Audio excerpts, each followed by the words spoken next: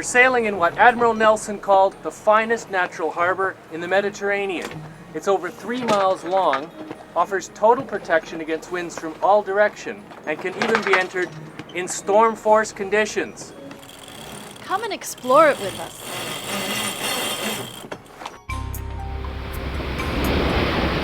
I wanted to break away to see the world. I longed for excitement, the romance of travel. So we built a boat. And now we travel the oceans. Join us as we voyage to distant shores.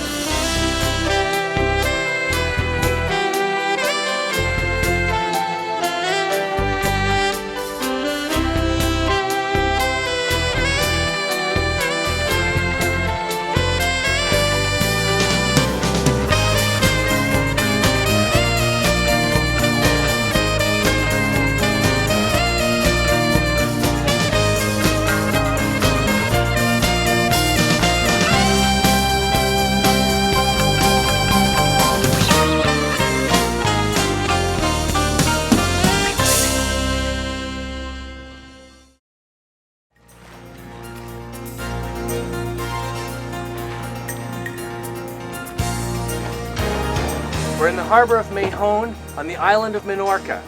Even in the Mediterranean, where things aren't old unless they're a millennium or so, this island stands out with the highest concentration of prehistoric remains in the world. And apparently, they're just lying around for visitors to discover. Let's get going. Ready to tack? Ready. Tacking.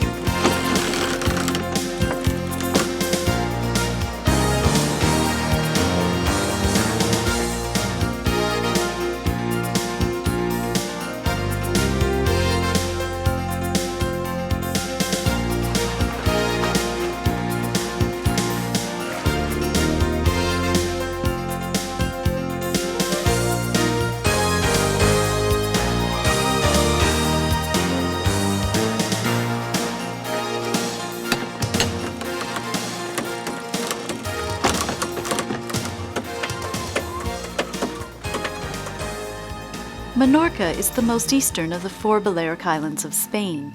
It lies at a crossroads between North Africa, Spain, France, and Italy. Since we've traveled along the Spanish coast, it's a logical stepping stone for us as we sail further into the Western Mediterranean.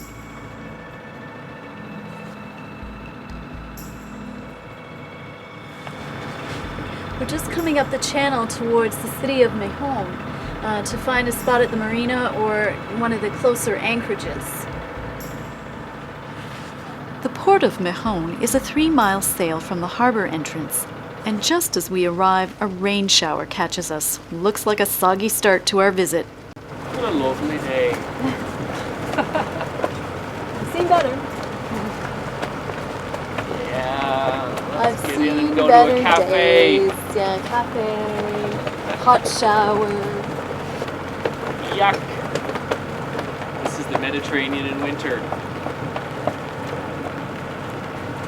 It's a museum day. When we arrive in the main harbor, we join other visiting sailors at a unique dock. Isla Clementina is a man-made platform anchored in the middle of the harbor that about 20 yachts can tie to. Away from the noise and traffic of the waterfront, it provides the tranquility of being at anchor, companionship with other yachties, and advertises all the comforts of a marina: garbage collection, power, water, and a hot shower. But the shower isn't as hot or as private as we expected. Well, I was really looking forward to a hot shower, but I wasn't expecting this. These showers were designed by sailors who came to the platform and thought if they could lay the hose out on the dock, the water would warm up in the sun. And it works, but it gets cold. Okay. Turn it off, turn it off. But this relies on it being sunny, and I've only got a little bit of sun left this afternoon. You ready? Okay.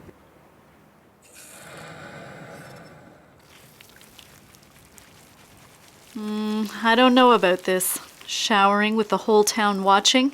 A sponge bath in the boat is starting to look good. To get to town, we have to cross the harbour in our dinghy. Paul drops me off at the waterfront since he has work he wants to do back at the boat. I'll call him from my handheld radio when I'm ready for a ride back. It always feels good to get ashore to stretch my legs and start learning my way around a new town. Mahon reached its height during the English occupation from 1713 to 1782, prospering from sea trade. Its enormous, well-situated harbour made it England's economic stronghold in the Mediterranean at that time.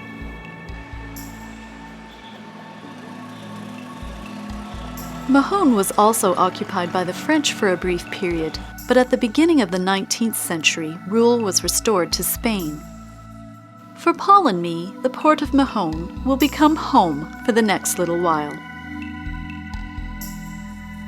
Meanwhile, back at Isla Clementina, Paul is splicing some new dock lines, so we feel confident the boat is secure while we're exploring the island. Making some new dock lines for us. The old ones are getting a little worn. What I'm going to do is put a whipping on the new line. This is a long piece of line that we've got on board that we didn't need this long. So I'm cutting off a dock line length. First, before I cut it though, I'll put two whippings on. I've got the one already finished, and I'll put a second one on right beside it so that we can then cut it in between the two of them and they'll stay perfectly laid up. I'm using wax whipping twine plus a sailmaker's needle. What I'm going to do is just put the needle through to get it started, so when it goes back upon itself it'll lock the stitchings in, and then we're just going to go around until we've done about one diameter of the rope. So by whipping the rope with this piece of twine, it's very tight. It makes absolutely no chance that it's going to come unlaid in the future. This is definitely the way to go to finish up a line, and doesn't take very long either. So through with the needle to lock it, but now I want to go around in the low parts, so between the three strands I'm going to lay across here so that they're all done, so it'll finish up looking like this one. So now I'm just going to cut off my whipping twine, a little bit left over.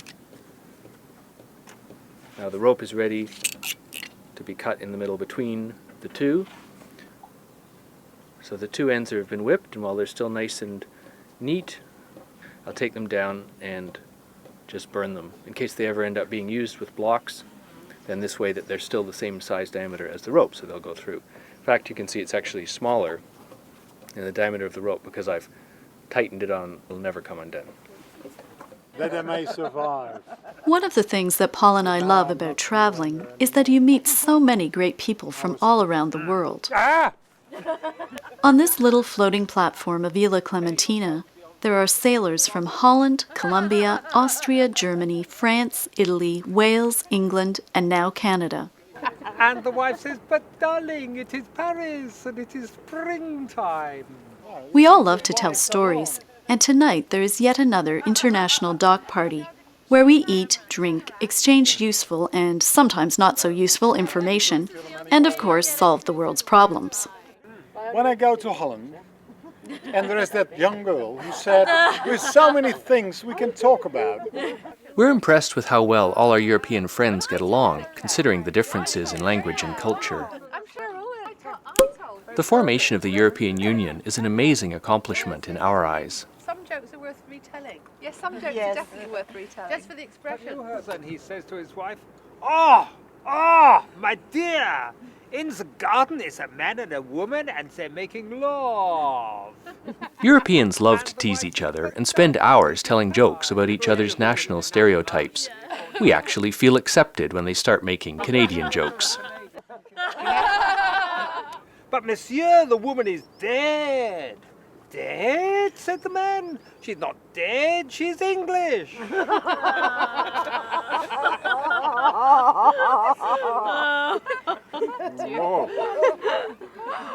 Of course, when I first heard it was Canadian. Definitely was. Tonight is also a reunion with Peter from the Dutch yacht Blue Peter. We met Peter 10 years ago in Madeira. On that trip, Peter was on a solo voyage celebrating his 40th birthday. To all the single-handers, that they may survive. Now, a decade later, we meet again, just in time to celebrate his 50th birthday and to meet his new wife Ellis and her faithful pup Quincy. It's a beautiful evening, passing the time with old friends and new ones. Already, Sheryl and I are getting the feeling that the port of Mahon will be a good place to stay a while.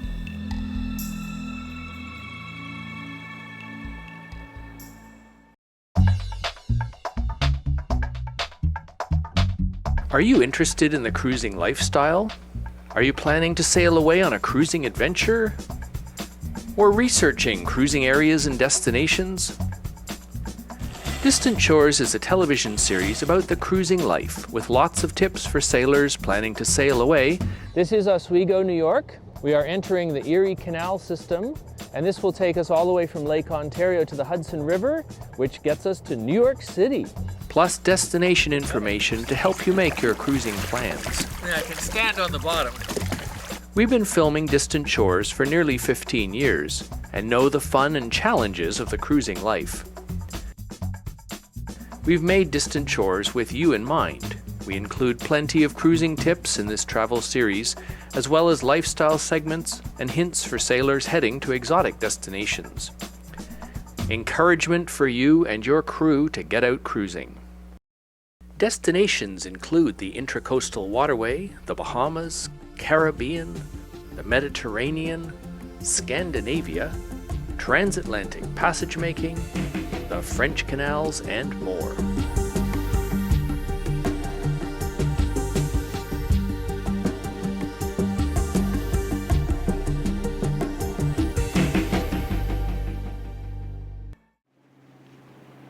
The entrance to the harbour of Mahon is the most eastern point of Spain and the first place to see the sunrise each morning. With two-step well secured in her slip, we rent a car and head out of town to begin exploring the prehistoric sites on the island. On a line from the port of Mahon in the southeast to Calamore in the northwest, about 50 kilometers, there's a natural geological division. At Calamore, this division is shown by the different colored cliffs at each side of the harbour, grey shale on the north, and stratified sedimentary rock to the south. Menorca's 200-kilometre coastline is fringed with deep ravines and tiny coves called calas. The cliffs are riddled with caves which provided natural shelter for Menorca's prehistoric occupants. The caves were carved out of the soft rock high on the cliffs and housed both the living and the dead, beginning in the Stone Age. Following the path from the port at Calamore, we come upon a unique enclave of 15 prehistoric caves carved into the walls of the valley. Some say they're as old as the Iron Age. Others say the Bronze Age, which would date them back to about 1400 BC. Inside, we start to imagine the people that carved these caves out of the soft rock, creating supports to strengthen the roof and spending their lives. Or was it their afterlives here? Since there's no definitive answer, we're free to develop our own ideas.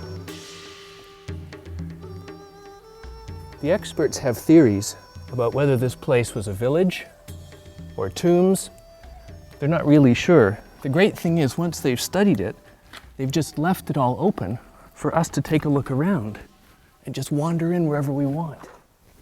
My own theory is that this was a village, possibly like a commune.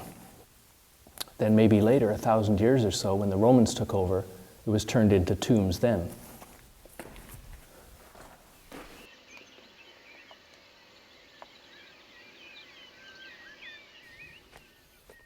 This is the third type of monument that's been found on the island.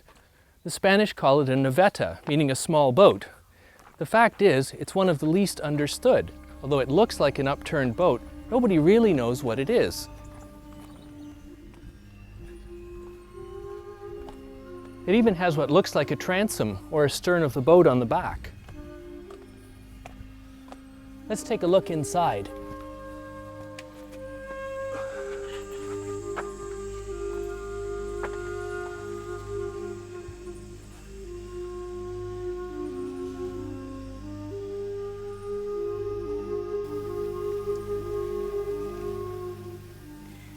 do you see in there? They've all got these 2 levels. Inside it looks like a boat too, and you see the size of some of the slabs of rock that they've used to make these. Over 3,500 years old.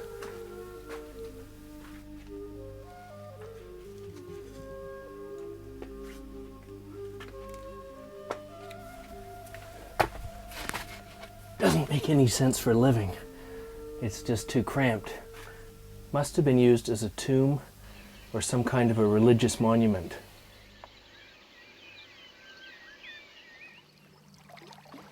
It's been a hot, dusty day, and it's like coming home when we get back to the platform in Mahon. Our friend Pete, a flamenco guitarist, is composing a new song.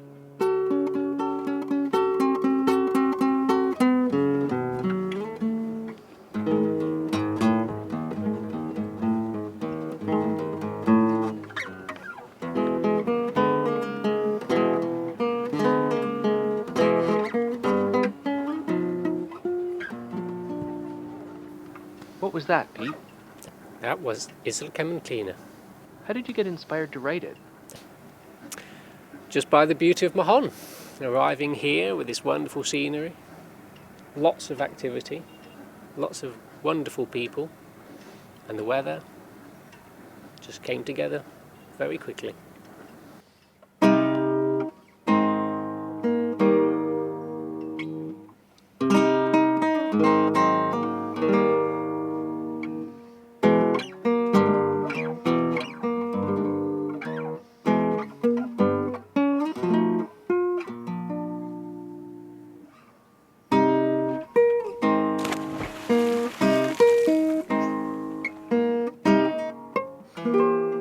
The weariness of the day has been washed away, and it's time to get dressed and go to town to sample some of the traditional foods of Mahon with Ellis.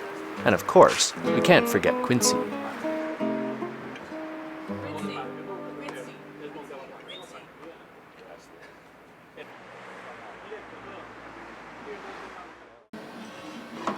Y va a nevar esta noche en...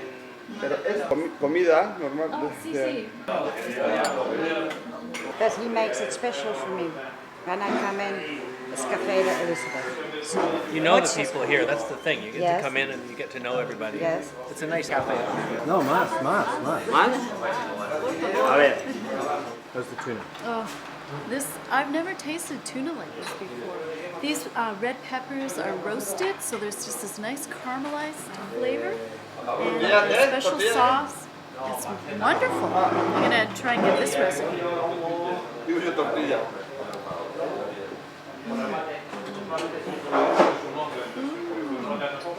want a little bit. Patatas. Muchas gracias. Con, sí, es salsa mahonesa, la alioli, pero lleva ajo, alioli. And it's a very traditional sauce. It's used a lot here. It's a lot like mayonnaise, but it has garlic in it. In fact, this sauce was invented first, and then when the French were here, the Admiral in port had his chef make the sauce without the garlic because apparently his mistress didn't like the garlic smell on his breath. So mayonnaise was invented in Mahon, mayonnaise. Makes sense to me. Callos. So what's this? Tripa de ternera. Tripe. I think tripe is tripe. I think I'll pass on this one. See how it tastes.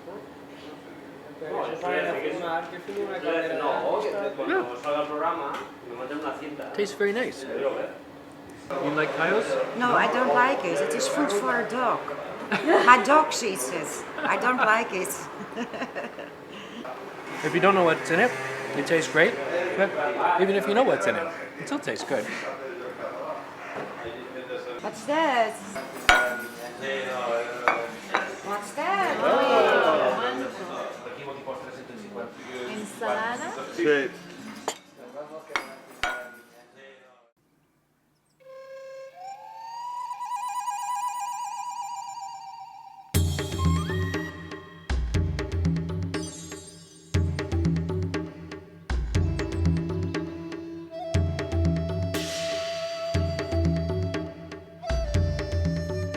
Scattered across the island, there are hundreds of these prehistoric standing stones called taulas. And wherever they are found, there is always a second type of monument nearby, a huge stone mound called a taliot. Were they funeral pyres? Watchtowers? Nobody knows. Little is known about this ancient taliotic culture which occupied the island for centuries, then mysteriously disappeared. We've noticed a small cave in the hillside, and curious, decide to investigate the labyrinth inside.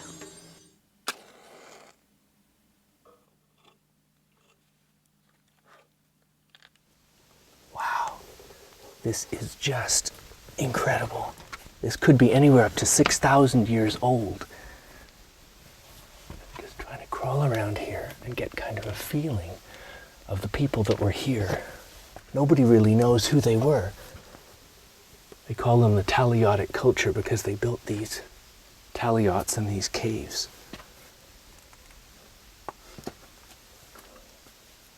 The feeling, all these rocks overhead. Not a great place to explore if you're claustrophobic. Don't think of thousands of pounds of rocks over your head. I wander these ruins, trying to get a feel for the previous inhabitants. What were they like? It's tantalizing to be deep in this cave, feeling so close to the people who built it. But there's so much we can't know about them. What was their society like? How did they live? It's only after I've been inside here for a while exploring that I realize that this isn't really a cave at all. It's not cut out of the rock, it's actually a building. It looks like they stood these huge stones up as pillars, placed massive cross pieces across as ceiling braces, then used long stones as a crude roof over top. Smaller rocks and sod cover that and make it look just like part of the hill.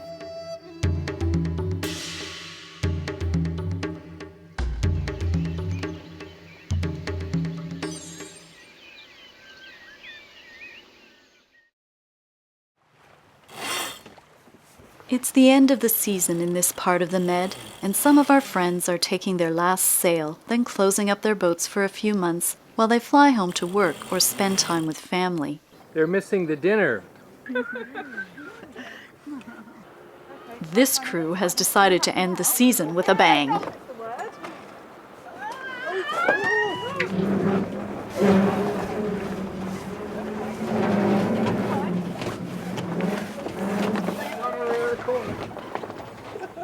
Always the same. Okay, you have landed. Do you have a pot of matching paint?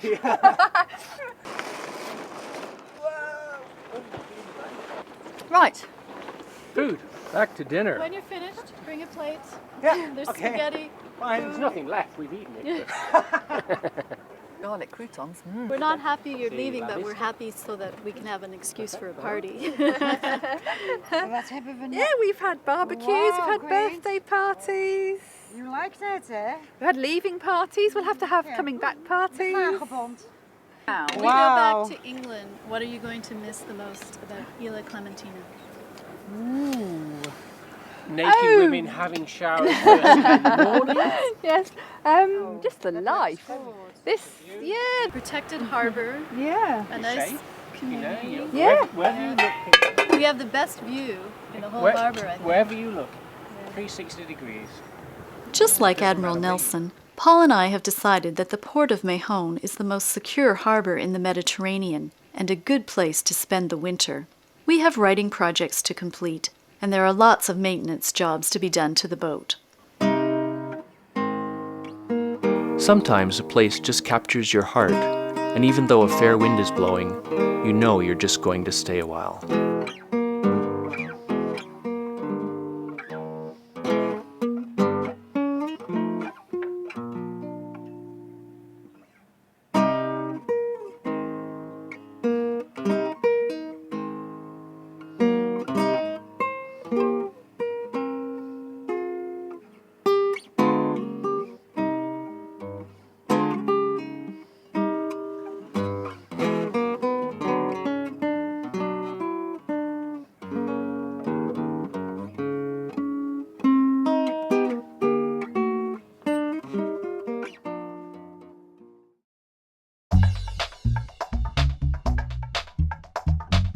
Are you interested in the cruising lifestyle?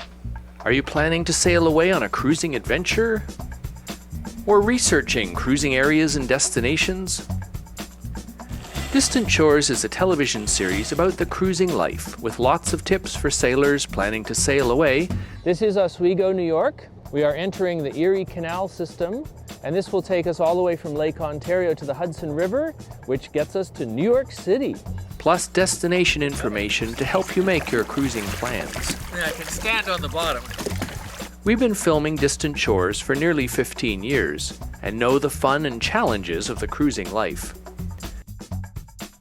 We've made Distant Shores with you in mind. We include plenty of cruising tips in this travel series, as well as lifestyle segments and hints for sailors heading to exotic destinations.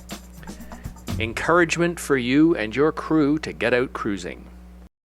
Destinations include the Intracoastal Waterway, the Bahamas, Caribbean, the Mediterranean, Scandinavia, transatlantic passage making, the French canals, and more.